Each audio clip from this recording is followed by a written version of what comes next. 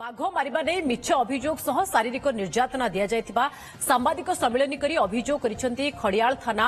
डाब्री गाँवर 5 आदिवासी सेमानक कहवा अनुसार गत अक्टोबर 16 तारिख में खड़ियाल बनखंडर 20 ରୁ 25 जन वन कर्मचारी सेमानक घरर ताला भांगिबा सह घरर जिनिस फोपड़ा फिंगा करबा सह परिवार समस्तଙ୍କୁ निर्यातना देथिले परे दुई जनଙ୍କୁ खड़ियाल आनी बनखंड हाजत रे रखी शारीरिक निर्यातना देथिले घटना संपर्क रे काहाकू कहिले जेल भितरु बाहरी पारिबनी बोली वन कर्मचारी धमकाइथिबा अभियोग होईछि हाईकोर्ट को निर्देश पर 2 दिन तले जामिन रे आसिछंती निर्यातितंक मध्यरे पूर्ण माझी को जेल रे चिकित्सा रे भल नहेबारु खड़ियाल उपखंड चिकित्सालय रे ट्रीटमेंट करा जायछि अभियोगकारी माने न्याय भिक्षा पई मुख्यमंत्री जंगल और परिवेश मंत्री पुलिस महानिर्देशकों को जणाइबा परे खड़ियाल थाना रे एफआईआर दैछंती खड़ियाल एससीएफ मोहम्मद मुस्ताफा सालिहा कहिसंती तदंत करी पदक्षेप निया जिवो उठे ना सैतिना घर न उठे नहीं गले